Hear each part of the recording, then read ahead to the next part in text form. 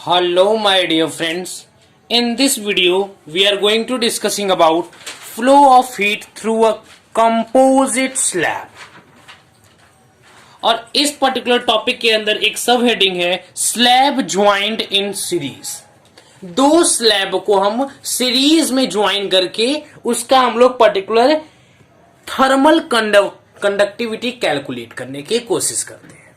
ठीक है, ये सीरीज कॉम्बिनेशन अभी तक आपने क्लास 10th में पढ़ा होगा, सीरीज कॉम्बिनेशन आपने पढ़ा होगा। ठीक है, रेजिस्टेंस रजिस्टर वगैरह सब लगा करके। लेकिन यहां पे हम लोग क्या करेंगे, यहां पे हम लोग ये पर्टिकुलर स्लैब को, दो स्लैब को सीरीज कॉम्बिनेशन में जोड़ करके उनका थर्मल कंडक्टिविटी कैलकुलेट करेंगे। सो चलिए देखते हैं कि कैसे इसका क्या थर्मल कंडक्टिविटी आता है। तो यहां पे कुछ चीजों को हमने लिया है। यहां पे दो थर्मल कंडक्टिविटी कैलकुलेट करने के यहां पे दो स्लैब हैं जो कि सीरीज कॉम्बिनेशन में ऐड किए गए हैं। ठीक, मान लेते हैं बेटा कि इनका जो एरिया ऑफ क्रॉस सेक्शन है वो ए है। क्या है बेटा, इनका जो एरिया ऑफ क्रॉस सेक्शन है वो ए है। ठीक है, अब देखिए। ठीक, और इसका जो टेम्परेचर है इस पर्टिकुलर फेस का, इस स्लैब का फर्स्ट वाले का वो θ1 है और सेकेंड वाले का θ2 है। अमाउंट ऑफ जो हीट इंटर कर रहा है वो Q है और अमाउंट ऑफ हीट लीव जो कर रहा है वो भी Q है। ठीक है, देखिए, let us consider two slab of same area of cross section. Let L1 and L2 be their length. मान लेते हैं L1 और L2 जो है इनका लेंथ गिवन है और मान लेते हैं इस पर्टिकुलर स्लैब का K1 जो है वो थर्मल कंडक्टिविटी है और सेकेंड वाले जो स्लैब है उसका जो कंडक्टिविटी है वो है K2। क्या है बेटा, K2। ठीक, और let θ1 be the temperature of the open face. ये θ1 जो है बेटा, ये जो θ1 है यह इस पर्टिकुलर स्लैब के ओपन सरफेस का यहां पे टेम्परेचर गिवन है और ये θ2 क्या है, सेकेंड वाले स्लैब के ओपन सरफेस का टेम्परेचर गिवन है।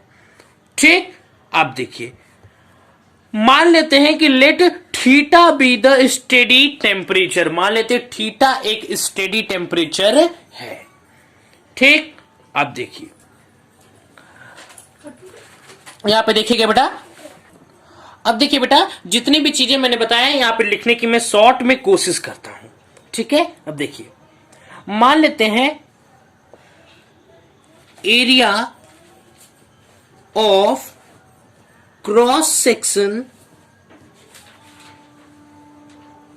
Area of cross section A. Area of cross section क्या है बेटा, ए है। ठीक, बोथ स्लैब का, यहां पे लिख लीजिए ए ऑफ द बोथ स्लैब।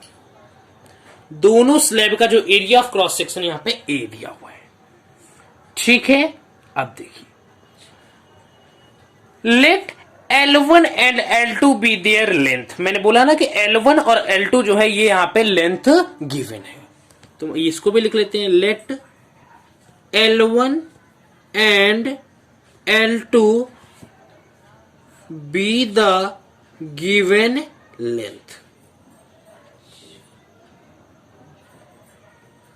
ठीक, मान लेते हैं L1 और L2 जो यहां पे लेंथ गिवन है। ठीक है बेटा, और मैंने क्या बोला था, मैंने बोला था कि यहां पे θ1 जो है ये पर्टिकुलर फर्स्ट वाले स्लैब के ओपन एरिया का है टेम्परेचर और θ2 जो सेकेंड स्लैब के ओपन एरिया का टेम्परेचर है। मैंने इसे बता दिया, मैं यहां पे लिख नहीं रहा हूं। ठीक, अब देखिए, मान लेते हैं कि the rate of flow of heat in both the slab will be same. मान लेते हैं कि दोनों स्लैब से सेम अमाउंट का हीट फ्लो कर रहा है, तो इसको क्या बोलेंगे, rate of flow of heat in both the slab B same. लिख लेते हैं कि the rate of flow of heat in both the slab B same. ठीक है बेटा, बी सेम। तो हम लोग जानते हैं कि इससे मैंने वन डायमेंशनल वाले की बात करूं तो वन डायमेंशनल में भी हम लोगों ने देखा था कि वहां पे मेरा एक्सप्रेशन क्या निकल के आया था, वहां पे एक्सप्रेशन निकल के आया था, वो था Q heat is equal to K means thermal conductivity coefficient था A θ1 minus θ2 T upon L, ये एक्सप्रेशन निकल के आया था। ठीक, अब देखिए तो वहां पे हीट का, यहां पे अगर दोनों सिचुएशन में हीट सेम फ्लो कर रहा है तो हम लोग लिख सकते हैं Q by T equal to K1 A θ1 minus theta, एक को θ1 मान लेते हैं, एक को थीटा, ठीक, θ1 थीटा, θ1 थीटा, समझ में आ रहा है ना, θ1 थीटा, इसको θ2 थीटा, θ2 थीटा, देख लीजिए θ1 थीटा, θ2 थीटा, ठीक। टेम्परेचर डिफरेंस हो गया अपॉन L1, ठीक है बेटा। अब बोलेंगे सर यहां पे T था, नहीं, इसी T को मैंने यहां पे नीचे ला दिया है, ठीक। ये किसके इक्वल हो जाएगा बेटा, यही इक्वल हो जाएगा K2 A theta minus θ2 upon L2 upon L2, ठीक है बेटा। तो यहां देखिए A से A कैंसिल हो जाएगा, so we can write here K1 upon L1 θ1 minus theta लिख सकते हैं। अब देखिए इक्वल टू वैसे यहां पे हो जाएगा K2 upon L2 theta minus θ2। Clear है, किसी को कोई डाउट?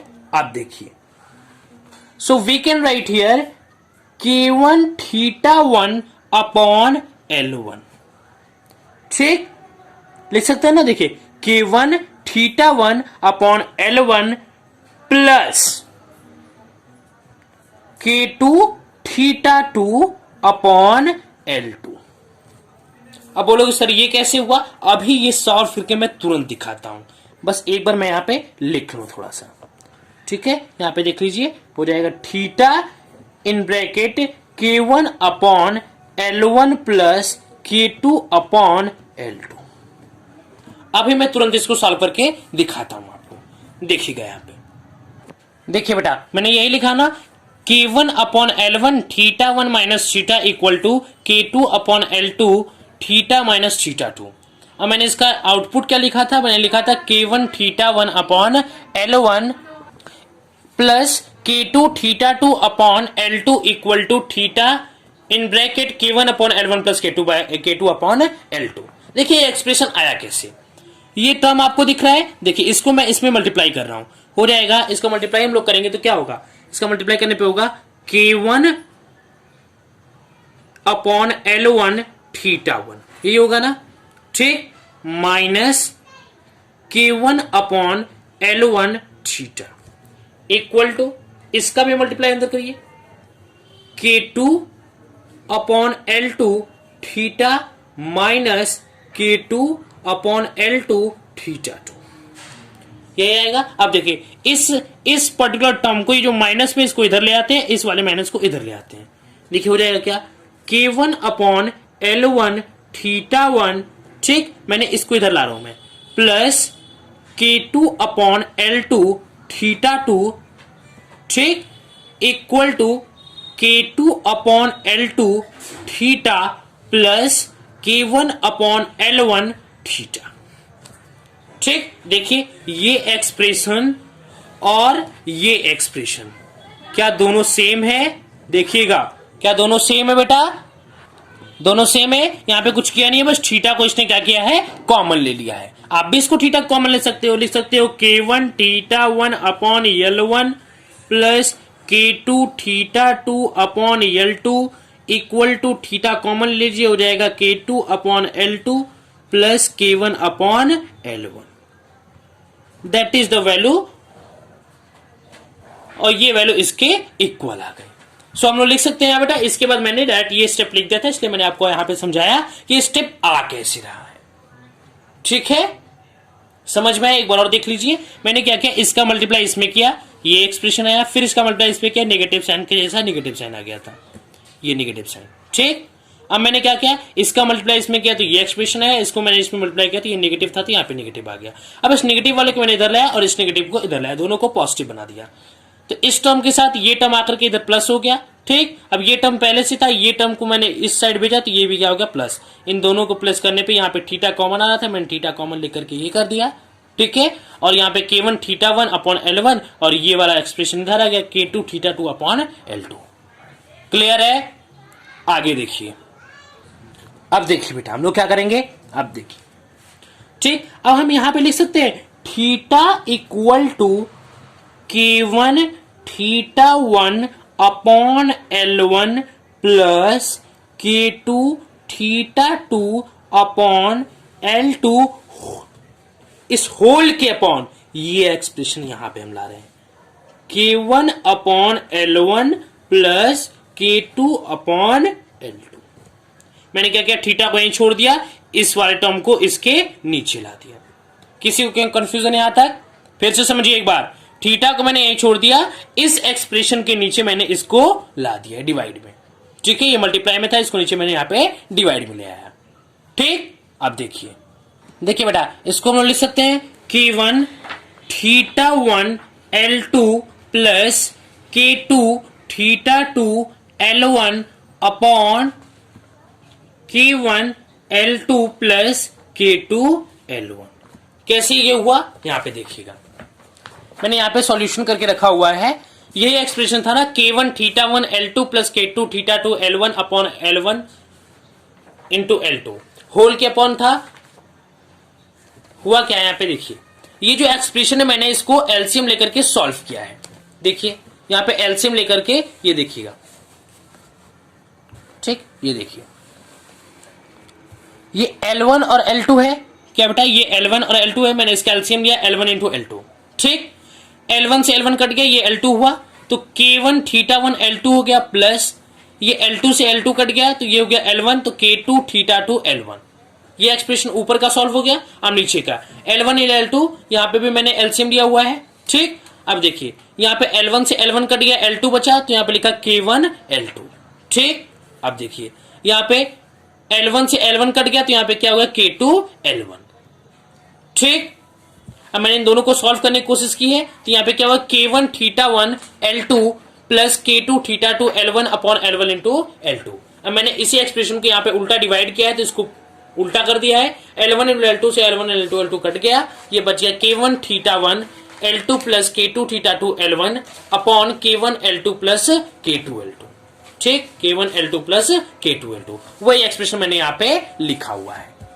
ठीक है बेटा, किसी कोई कंफ्यूजन आता है? अब देखिए इस एक्सप्रेशन को सॉल्व करते हैं। अब यहां पे ये हमारा एक इक्वेशन आ गया, थीटा की वैल्यू आ गई। क्या बेटा, थीटा की वैल्यू आ गई K1 theta 1 L2 plus K2 theta 2 L1 upon K1 L2 plus K2 L1। ठीक है, ये थीटा की हमारी वैल्यू निकल के। ठीक है, और लेकिन हम लोग क्या जानते हैं बेटा, हम लोग जानते हैं कि Q upon T equal to क्या होता है K1A अपॉन L1। जानते theta 1 minus theta 1 minus theta, तो थीटा 1 और थीटा की वैल्यू तो यहां पे आ गई K1 theta 1 L2 plus K2 theta 2 L1। ठीक है, upon K1 L2 plus K2 L1। ये ऐसे हो गया। किसी को यहां तो कोई दिक्कत? ठीक है, अगर यहां तक कोई दिक्कत है तो बता दीजिएगा। यहां पे मैंने क्या किया, सब्स्टिट्यूट किया है, थीटा की वैल्यू को यहां पे पुट कर दिया। ठीक, अब देखिए, so we can write here K1A upon L1।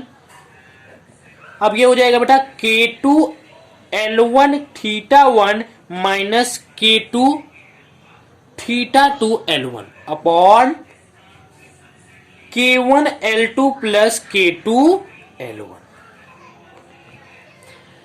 ठीक है, किसी को यहां तक कोई डाउट? अब देखिए मैंने किया क्या है, यहां पे थीटा का मैंने बस मल्टीप्लाई कर दिया और मैंने आगे कुछ नहीं किया है। यहां पे कुछ हुआ नहीं है बेटा। यहां पे क्या किया गया है, यहां पे एलसीएम निकालने के बाद ये थीटा 1 से मल्टीप्लाई कर दिया गया इसमें। ठीक, और ये एक्सप्रेशन को यहां पे ला करके ये दोनों सेम थे एलसीएम निकालने पे, तो ये पर्टिकुलर इस वाले को यहाँ मैंने यहाँ पे लिख दिया है। देखिए यहाँ पे अगर नहीं समझ में आया तो फिर से एक बार देख लीजिए यहाँ ये कैसे सॉल्व हो रहा है। देखिए हमारा एक्सप्रेशन क्या निकल के आया है, हमारा एक्सप्रेशन निकल के आया बेटा, एक्सप्रेशन हमारा निकल के आया है, एक्सप्रेशन निकल के आया है K1A upon L1 θ1 minus K1 θ1 L2 plus K2 θ2 L1, ये है upon K1 L2 plus K2 L1, यही था। देखिए अब इसको सॉल्व कैसे करते हैं, देखिए एलसीएम लेने की कोशिश करते हैं। यहाँ पे देखिए एलसीएम लिया तो हो गया K1 L2 plus K2 L1, ये लिया, इसके अपॉन 1 मान लीजिए, ये तो क्या हो जाएगा, ये हो जाएगा K1 L2 plus K1 L2 θ1 plus K2 L1 θ1, ठीक, माइनस ये दोनों एक्सप्रेशन सेम है तो इसको लिख सकते हैं K1 θ1 L2 plus K2 θ2 L1, ठीक। अब देखिए,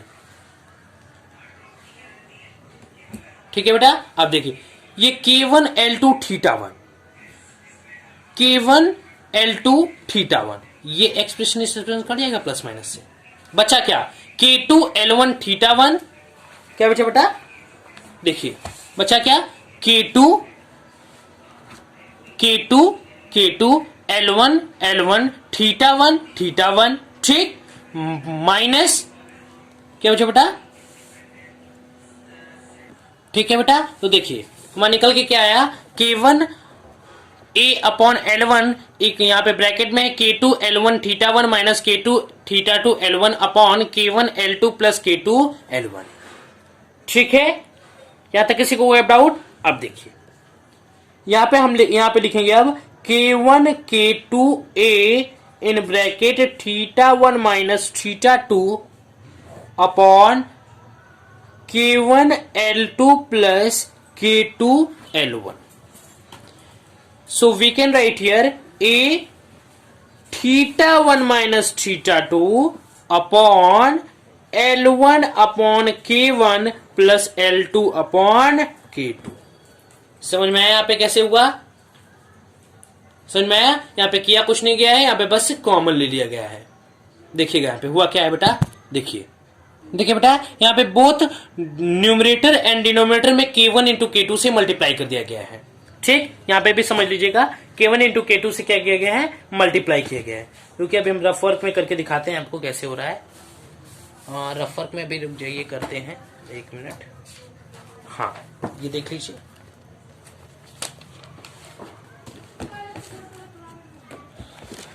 ये देखिए हमारा जो एक्सप्रेशन निकल के आया था ये था, यही था ना हमारा एक्सप्रेशन था K1 K2 A in bracket θ1 minus θ2 upon K1 L2 plus K2 L1, ठीक है। K1 इंटू K2 से मल्टीप्लाई अगर करेंगे मतलब कि मल्टीप्लाई और डिवाइड दोनों न्यूमरेटर डिनोमिनेटर में करेंगे तो हो जाएगा K1 K2 upon K1 K2 A in bracket θ1 minus θ2, ठीक। ये टर्म इससे गायब हो जाएगा। अब यहाँ पर हो जाएगा K1 L2 upon K1 into K2, ठीक, plus K2 L1 upon K1 into K2 हो जाएगा। अब देखिए यहाँ पे आप कैंसिल आउट करोगे तो आपका जो एक्सप्रेशन निकल के आएगा वो आ जाएगा A in bracket θ1 minus θ2 upon L1 upon K1 plus L2 upon K2। Solve कर लीजिएगा आप आगे, ठीक है। क्या निकल के आया, ये निकल के आया A in bracket θ1 minus θ2 upon L1 upon K1 plus L2 by K2, ठीक है बेटा। यहां तक किसी कोई दिक्कत। अब आगे देखिए आगे क्या होगा कि मान लेते हैं यहाँ पे इक्विवेलेंट थर्मल कंडक्टिविटी क्या है बेटा, हमें आप मान लेते हैं यहाँ पे इक्विवेलेंट थर्मल कंडक्टिविटी की जो वैल्यू होती है वो होती है Q upon T equal to K A in bracket θ1 minus θ2 upon L1 plus L2। ठीक, इन दोनों के लिए हुआ है। ठीक, L1 और L2 यहां पे मतलब दोनों पर्टिकुलर स्लैब के लिए हुआ है। ठीक, अब इस वैल्यू को हम इसके इक्वल रख देते हैं। देखिएगा, इस वैल्यू को हम इसके इक्वल रख देंगे। क्यों? क्योंकि ये इक्विवेलेंट थर्मल कंडक्टिविटी है। इक्विवेलेंट मतलब दोनों के लिए, ये पर्टिकुलर दोनों स्लैब के लिए। किसके लिए बेटा? ये दोनों स्लैब के लिए। ये इक्विवेलेंट कंडक्टिविटी क्या लिखेगा? Q by T equal to K A in bracket θ1 minus θ2। अब देखिए बेटा, कंपेयर करते हैं। कंपेयरिंग